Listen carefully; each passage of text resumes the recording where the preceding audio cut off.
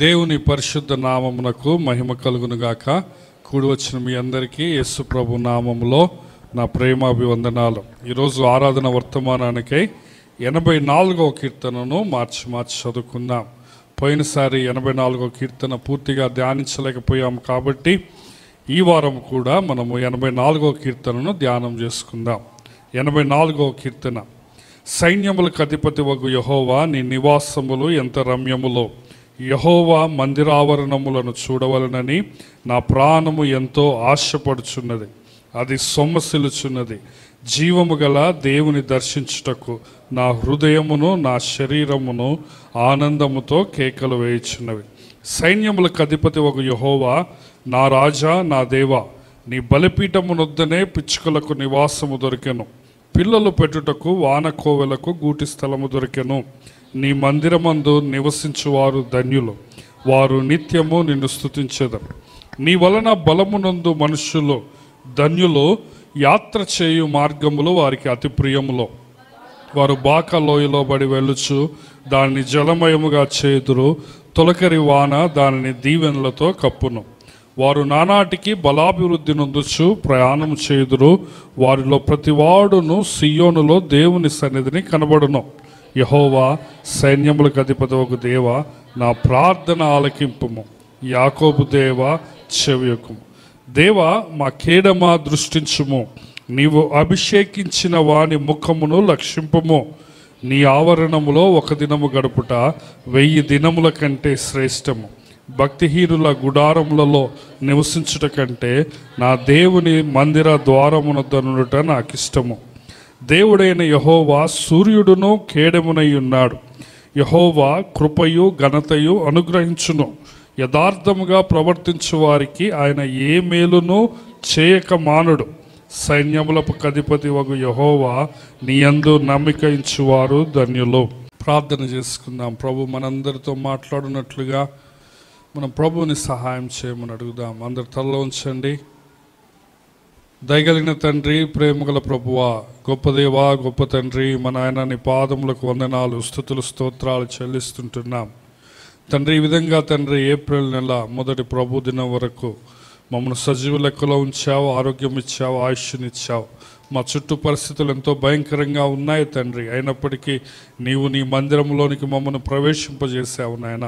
నీకే వందనాలు, స్తుతులు, స్తోత్రాలు. ఇటు ధన్యత, ఇటు భాగ్యము నాయన ఎంతోమందికి లేదు నాయన. ఈ రోజున మాకంటే చిన్నవారు తండ్రి కాలగర్భంలో కలిసిపోయారు తండ్రి. ప్రభు, మాకంటే జ్ఞానులు తండ్రి బయట అంధకారంలో ఉంటున్నారు. అయినప్పటికీ అల్పులమైన మమ్మను నువ్వు జ్ఞాపకం చేసుకున్నావు, రక్షించావు నాయన తండ్రి. లేవనెత్తావు నాయన. నీ వాక్యం ఇచ్చావు, నీ మందిరం ఇచ్చావు, నిన్ను ఆరాధించే గొప్ప భాగ్యం ఇచ్చావు తండ్రి. నీకు వందనాలు.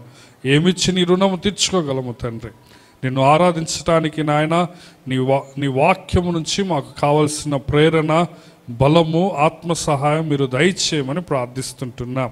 అల్పుడు, అయోగ్యుడు నాయన, అపరాధి, అనర్హుడు నీ పక్షమున నిలవబడుతుంటుండగా కనికరించు, క్షమించు నాయన. ప్రభు, నీ ఆత్మతో అభిషేకించు నాయన.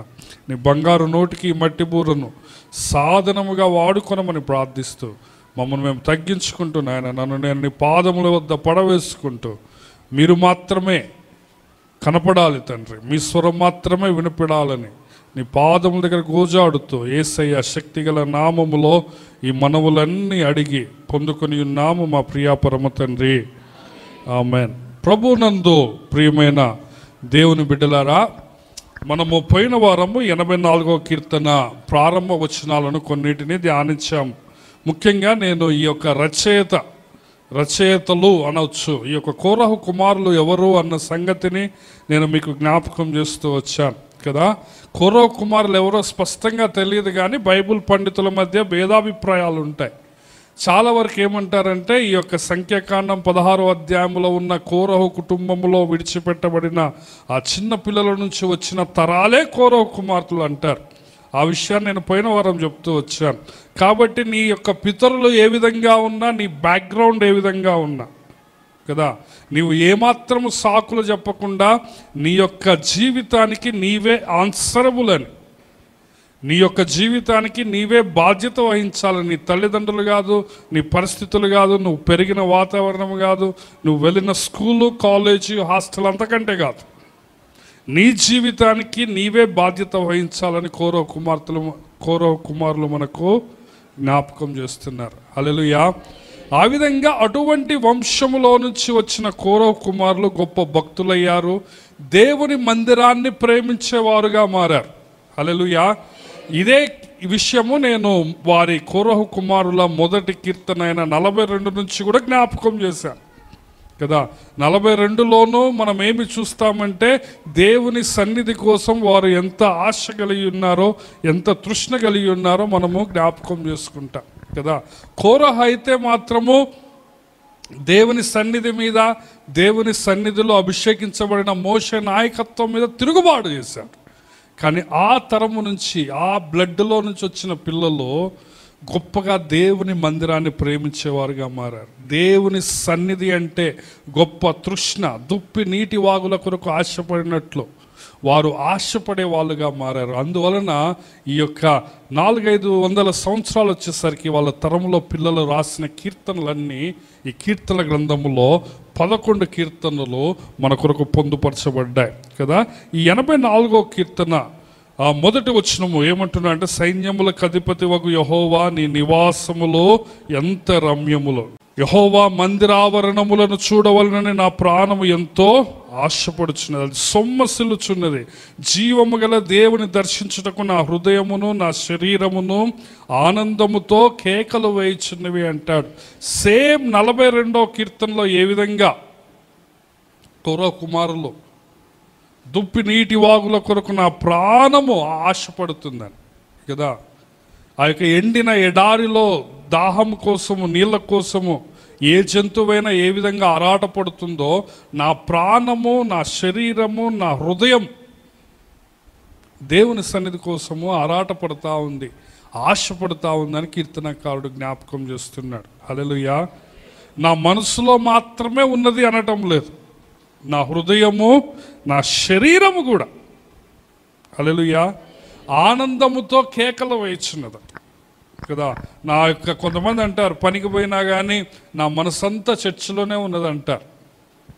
శరీరం ఒక చోట, మనసు ఒక చోట కాదు కదా. అదంతా కథలు, సాకులు కదా. అసలు ఎందుకు పనికి పోమన్నారు, ఎవరు పోమన్నారు నిన్ను కదా. పనికి పోయినా కానీ నా మనసంతా ఇన్నే ఉంది, నా బాడీ ఆడుంది అంటారు. కొంతమంది బాడీ ఏడుంటుంది, మనసు ఏమో పనికి ఆడుంటుంది కదా. పనికి పోయినోడికి ఏమో మనసు ఏడు ఉంటుంది, బాడీ ఆడుంటుంది. దేని వల్ల ఉపయోగం లేదు. కీర్తనకారుడు ఏమంటే, నా శరీరము, నా హృదయం, నా బాడీ, నా యొక్క హార్ట్, నా మైండ్ రెండు ప్రభు యొక్క సన్నిధి కోసము తహతహలాడుతున్నాయి. చూడండి, మూడో వచనంలో, సైన్యములకు అధిపతి ఒక యెహోవా నా రాజా, నా దేవా, నీ బలిపీఠమునొద్దనే పిచ్చుకలకు నివాసము దొరికెను, పిల్లలు పెట్టుటకు వాన కోవిలకు గూటి స్థలము దొరికెను, నీ మందిరమందు నివసించు వాళ్ళందరూ ధన్యులు అంటాడు. వారు నిత్యము నిన్ను స్తుతిస్తారు కదా. ఈ యొక్క కౌరవ కుమారులు ప్రపంచం యొక్క నలుమూలల నుంచి యాత్ర చేయొచ్చు దేవుని మందిరానికి వస్తున్నారు కదా. వాళ్ళు సంవత్సరానికి 3 సార్లు ప్రభు సన్నిధిలో కనపడాలి. ఇశ్రాయేలీలందరూ ఆ విధంగా ప్రయాణాలు చేస్తూ కొండలు, లోయలు దాటి కదా, ఆ నదులు, అడవులు దాటి ప్రభు యొక్క సన్నిధికి చేరుకుంటారు.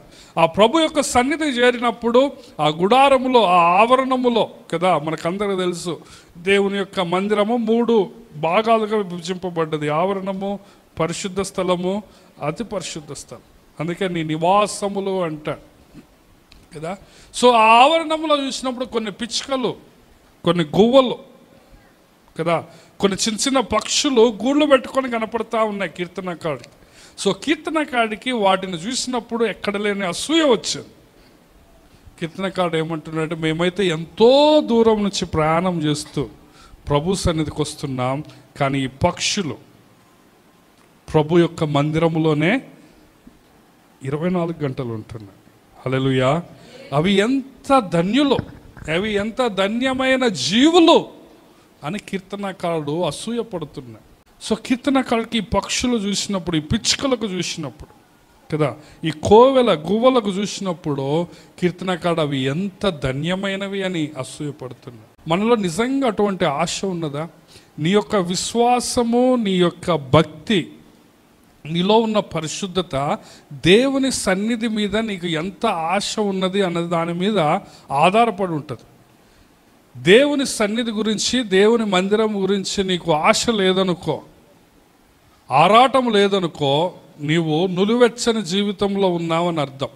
నేనేం చెప్తున్నానంటే, నేనేం మీ జ్ఞాపకం చేస్తున్నానంటే, నీలో నిజమైన భక్తి, నీలో నిజముగా దేవుడంటే ప్రేమ ఉంటే, నీవు నిజంగా యేసయ్య రక్తంలో కడగబడితే అది ఎట్లా కనపడుతుందో తెలుసా?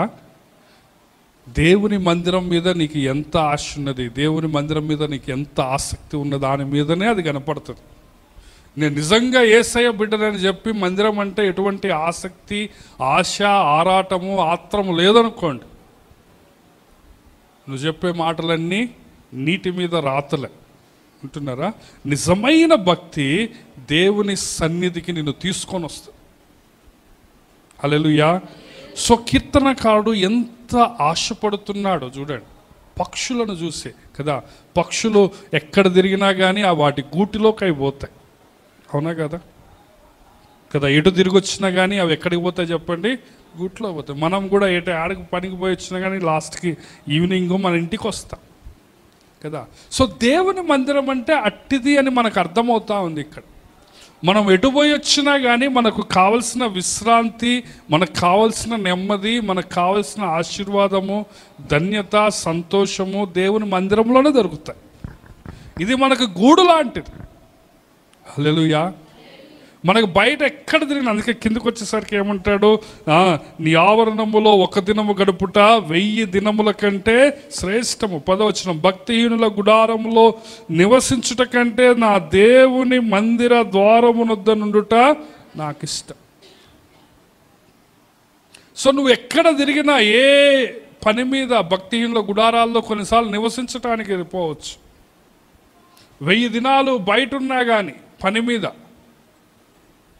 నీ యొక్క దేవుని మందిరంలో ఉన్న యొక్క నెమ్మది, ఆశీర్వాదానికి అవి ఏమాత్రము సాటి. అందుకే కీర్తనకారుడు ఏమంటున్నాడంటే, బయట ఎన్ని రోజులు ఉండటం కంటే నా యొక్క గూట్లోకి, ఆ పక్షి ఏ విధంగా ఆ గూట్లోకి వచ్చి నెమ్మది పొందుతుందో. బయట నీవు ఎంతో పెద్ద లగ్జరీ హోటల్స్లో ఉండొచ్చు, 5 స్టార్ హోటల్స్లో ఉండొచ్చు, కానీ అటువంటి 5 స్టార్ హోటల్స్లో ఉండటం కంటే ఆ మందిర ద్వారమునొద్ద ఉండటమే నాకు ఇష్టం అంటు. చూసారా కీర్తనకారుడు కంపారిజన్? 1000 దినముల కంటే నీ మందిరావనంలో 1 దినం గడుపుడు శ్రేష్టం అంటే 3 సంవత్సరాలకు ఒకసారి చర్చికి రమ్మని కాదు. బయట 1000 రోజులు గడిపి చర్చిలో 1 రోజు గడిపితే అది చెల్లుకు చెల్లని కాదు. దాని అర్థం ఏంటంటే, కీర్తనకారుడు పోలిక ఏంటిదంటే, బయట ఎంత విలాసవంతమైన జీవితం జీవించినా కానీ అది మందిరములో, మందిర ద్వారం దగ్గర 1 క్షణము కంటే కూడా అవి ఎక్కువగా. హల్లెలూయా. కాబట్టి మనలో ఇంత ఆశ ఉండేటట్లు మనము ప్రార్థన చేసుకోవాలి. నిజానికి ఈ రోజుల్లో, ఈ యాంత్రిక జీవితంలో, ఈ యొక్క మెకానికల్, ఈ ర్యాట్ రేస్ లైఫ్లో దేవుని సన్నిధి అంటే, మందిరం అంటే ప్రతి ఒక్కరికి ఆశ తగ్గిపోతాం కదా. అరచేతిలో ఎంత ఎంటర్టైన్మెంట్ కావాలంటే అంత ఎంటర్టైన్మెంట్ ఉంది రోజులు కదా. ఈ విధంగా కూర్చొని వాక్యం వినటము, పాటలు పాడటము, బాస్పట్లు వేసుకొని కూర్చోవటానికి ప్రజలు ఇష్టపడటం లేదు, సహించలేకపోతున్నారు, కూర్చోలేకపోతున్నారు కదా. నువ్వు నీ బెడ్ మీద ఇష్టం వచ్చినట్లు పడుక్కొని, లేకపోతే నీ ఇంట్లో ఇష్టం వచ్చినట్లు కూర్చొని కదా, అరచేతిలో ప్రపంచానంతా చూసే రోజులు. కానీ ఈ యొక్క దేవుని సన్నిధి యొక్క మహాత్యాన్ని మనము జ్ఞాపకం చేసుకోవాలి. అందుకే 4వ వచనంలో ఏమంటున్నాడు? నీ మందిరములో నివసించువారు ధన్యులు, వారు నిత్యము నిన్ను స్తుతించుదురు. నీ వలన బలమునందు మనుషులు ధన్యులు, యాత్ర చేయు మార్గముల వారికి అతి ప్రియం. సో ఈ కీర్తనకారుడు చాలా దూరం నుంచి యాత్ర చేస్తూ వస్తూ ఉన్నాడు. వచ్చినప్పుడు మందిరంలో యాజకులను చూస్తున్నాడు, మందిరంలో ఆ యొక్క పక్షులను చూస్తున్నాడు, మందిరంలో నిత్యము క్లీనింగ్ చేసే ఆ యొక్క లేవి వంశస్థులను చూస్తున్నాడు. మందిరం యొక్క సామాన్లు మోసేవాళ్ళు, ఆ యొక్క క్లీనింగ్ చేసేవాళ్ళు, ఆ బూడిదను ఎత్తేసేవాళ్ళు, ఆ కాహతీయులు కదా, మెరారీయులు, గెర్షోమీయులు, వీళ్ళందరూ చూసినప్పుడు కీర్తనకారుడు ఏమంటున్నాడంటే, నీ మందిరములో నివసించేవారు ఎంతో ధన్యులు. కానీ మేమైతే యాత్ర చేసుకుంటూ వస్తున్నామో, అయినప్పటికీ మేము మా ప్రయాణము కొండల్లో ఉన్న, గుట్టల్లో ఉన్న, అది ఎంతో సంతోషకరంగా ఉంటుంది. హల్లెలూయా కదా. నీ వలన బలమునందు మనుషులు ధన్యులు, యాత్ర చేయు మార్గముల వారికి అతి ప్రియం. వారు బాకా లోయలో బడి వెళ్ళుచు దానిని జలమయముగా చేదురు, తొలకరి వాన దానిని దీవెనలతో కప్పును. వారు నానాటికి బలాభివృద్ధి నొందుచు ప్రయాణం చేదురు. వారిలో ప్రతి వాడును సియోనులో దేవుని సన్నిధిని కనపడు. బాకా లోయ అంటే అర్థమేంటి? బాకా అంటే అర్థమైందో తెలుసా? ఏడ్పు. Very good. బాకా అంటే కన్నీరు కదా, ఏడ్పు లేకపోతే కన్నీరు, దుఃఖం అని అర్థం. సో నీ ప్రయాణములో వాళ్ళు చాలా కన్నీటి లోయల గుండా వెళ్తారు. క్రూర మృగాలు ఉంటాయి, అడవులు ఉంటాయి, నదులు ఉంటాయి. కానీ ఆ యొక్క కన్నీటి లోయ ఏమవుతుందంటే సంతోషకరమైన తొలకరి వాన. ఆ శరదృతువులో, ఆ స్ప్రింగ్ టైంలో, ఎండాకాలం అయిపోయాక ఆ తొలకరి వాన వచ్చినప్పుడు ఎంత సంతోషం ఉంటుంది మనుషులకి. ఆ విధంగా కన్నీటి లోయ, బాకా లోయ బెరాకా లోయగా మార్చబడుతుంది అంటాడు. హల్లెలూయా. బెరాక అంటే అర్థమైందో తెలుసా? బెరాక అంటే స్తుతి, ఆశీర్వాదము అని అర్థం కదా. బాకా అంటే ఏంటది? కన్నీరు, ఏడుపు. బెరాక అంటే స్తుతి లేక ఆశీర్వాదం. సో నీవు బాకా లోయలో నుంచి బెరాకా లోయలకు దేవుడు నిన్ను నడిపిస్తాడు. ఆ కన్నీటి లోయలో నుంచి దేవుడు నిన్ను ఆశీర్వాదపు లోయలోనికి నడిపిస్తాడు కదా. ఎందుకు అంటే నువ్వు ఎక్కడికి పోతున్నావు చెప్పండి. ఇప్పుడు ఎక్కడికి పోతున్నావు? నీ యాత్ర ఎటువైపు? దేవుని సన్నిధి, యెరూషలేము, దేవుని మందిరానికి పోతున్నావు కదా. వారు నానాటికి బలాభివృద్ధి పొందుతారట. నీవు ప్రయాణం చేస్తున్నప్పుడు ఎవరైనా మనము నడుచుకుంటా కానీ కదా, ఆ విధంగా లేకపోతే కొన్ని గుర్రాల మీద కానీ గాడిదల మీద పోయినప్పుడు రోజు రోజుకి అలసిపోతాం. కానీ మందిరానికి పోయేటప్పుడట కీర్తనకారుడు ఏమంటున్నాడంటే నానాటికి బలాభివృద్ధి పొందుతారట. ఇది ఆశీర్వాదం కదా. మనము దేవునిలో ఉంటే నీకు వయసు పెరుగుతున్నా కొందికి నీకు బలం పెరుగుతుంది. లోకంలో ఉంటే వయసు పెరుగుతున్నా కొద్దికి నీ ఆరోగ్యం క్షీణించిపోతుంది కదా. ఆత్మీయ జీవితంలో రోజు రోజుకి నీవు ఆత్మీయ బలము పెంచుకోవాలి.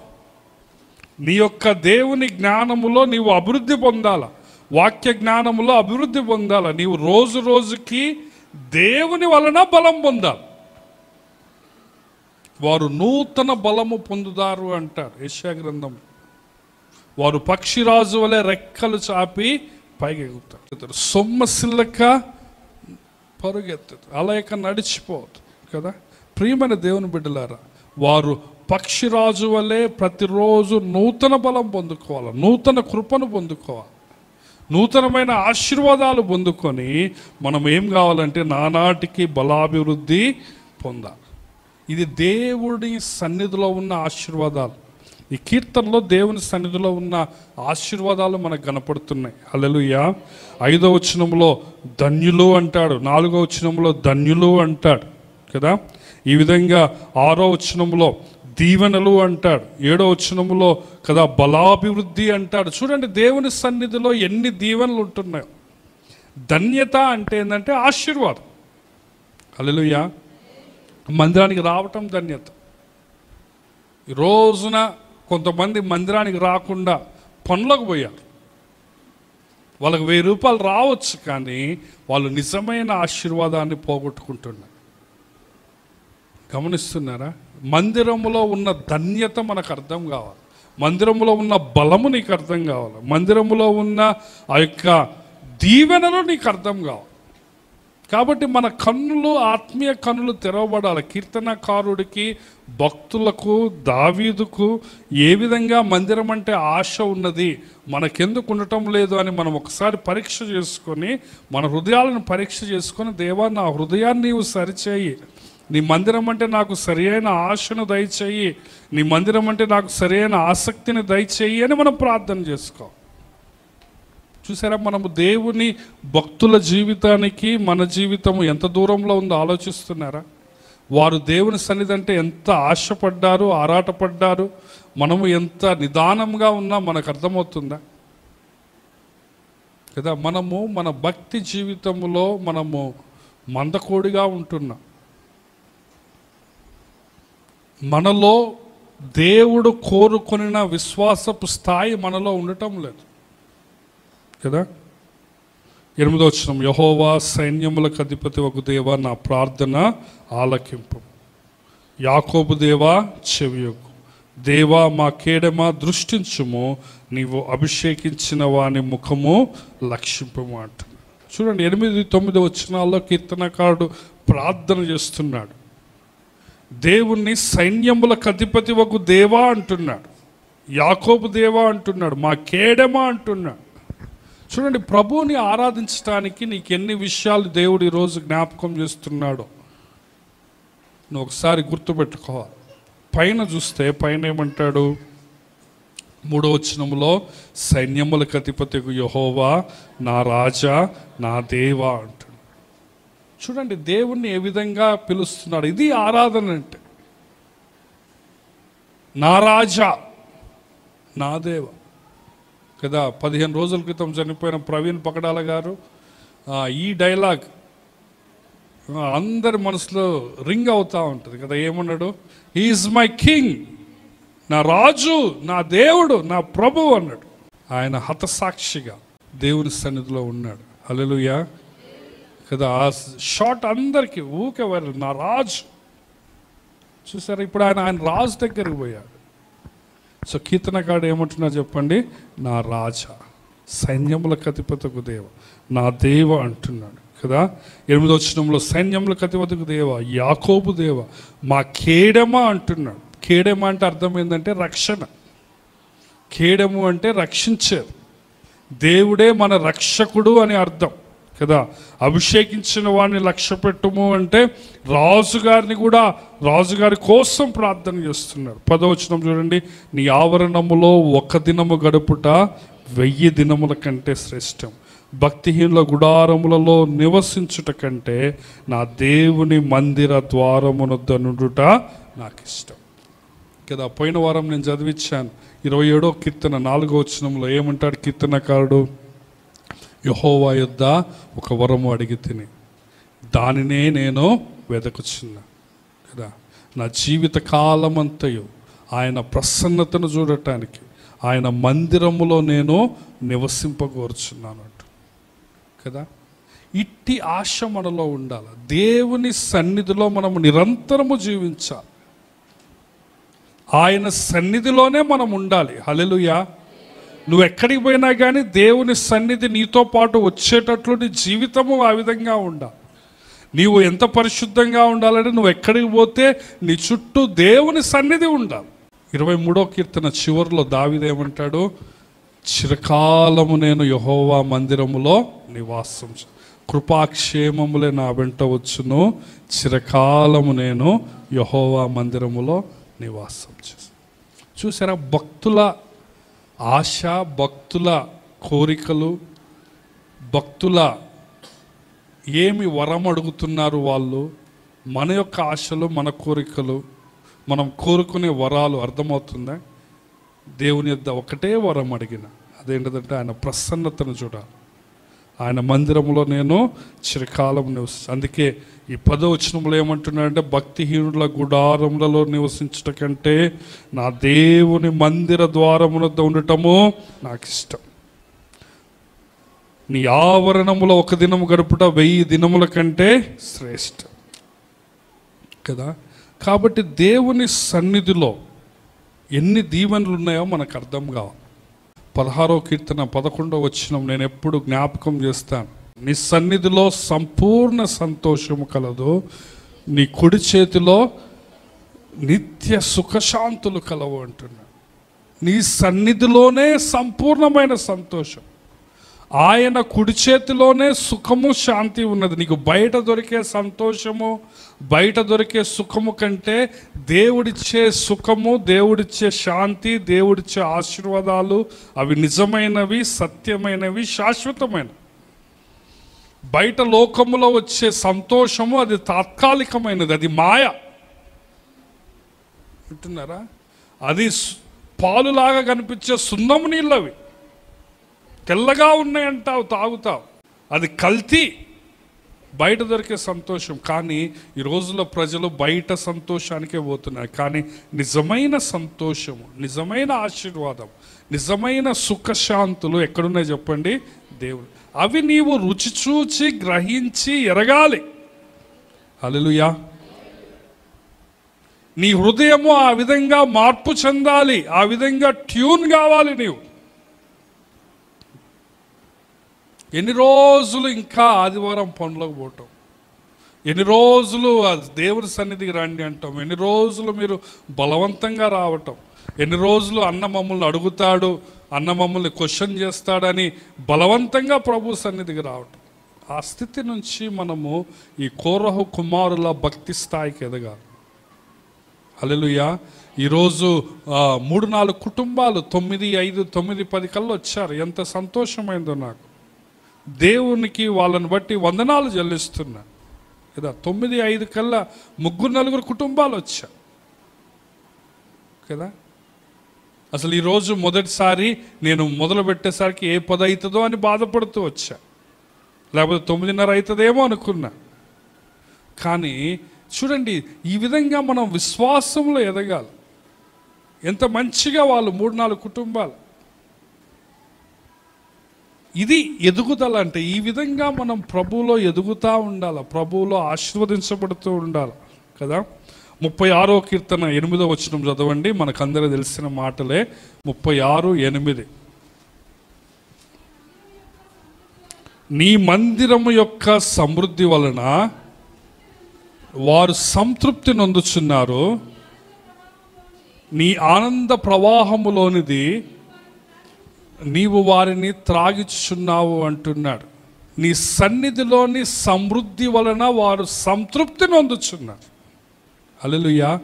మందిరములో ఆశీర్వాదం ఉంది, మందిరములో సమృద్ధి ఉంది, దేవుని సన్నిధిలో సమృద్ధి ఉన్నది, దేవుని సన్నిధిలో జీవం ఉన్నది కదా, దేవుని సన్నిధిలో వెలుగున్నది. దీనితో మనం సంతృప్తి చెందటం నేర్చుకోవాలి. ఇదే నిజముగా నీ హృదయాన్ని సంతృప్తి చేసేది. బయట ఉన్న ఏది నేను సంతృప్తి చేయదు.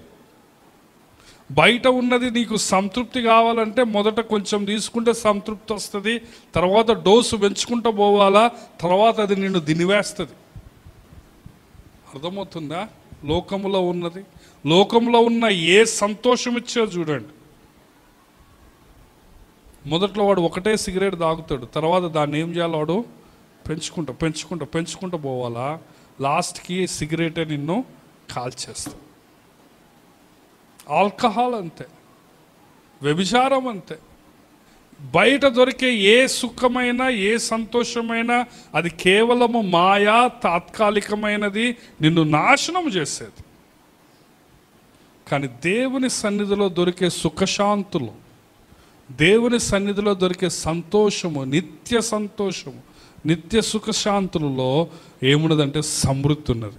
హల్లెలూయా.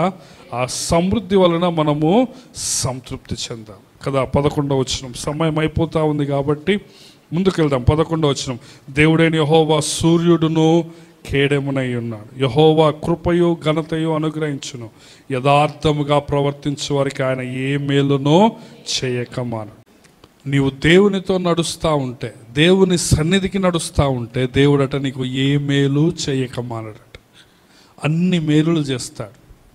శారీరక సంబంధమైనవి, ఆత్మ సంబంధమైనవి, ఆరోగ్య సంబంధమైన ప్రతి మేలు ఆయన నీకు ఇస్తాడు. హల్లెలూయా. ఆయన ఏ మేలు చేయకమా. నీవు ఆయన సన్నిధిలో నివసించాలనే ఆశ ఉంటే నీకు, ఆయన మనకు సూర్యుడుగా ఉన్నాడు, కేడముగా ఉన్నాడు. ఆయనే నిత్యమైన వెలుగు, ఆయనే జీవపు వెలుగు. హల్లెలూయా. 12వ వచనం, సైన్యములకు అధిపతివగు యెహోవా నీ యందు నమ్మిక ఉంచువారు ధన్యులు. చూడండి, ఈ రోజున లోకమంతా ఎక్కడెక్కడో నమ్మకం పెట్టుకున్నారు, కానీ వాళ్ళు ధన్యులు కాదు. కానీ నిజమైన దేవుణ్ణి పూజించే వాళ్ళే ధన్యులు. సైన్యములకు అధిపతి యెహోవా నీ యందు నమ్మిక ఉంచువారు ధన్యులు కదా. ఎంత అంధకారం గమనించాడు, కానీ దేవుడు మనల్ని ఇట్టి ధన్యతలోకి తీసుకొని వచ్చాడు.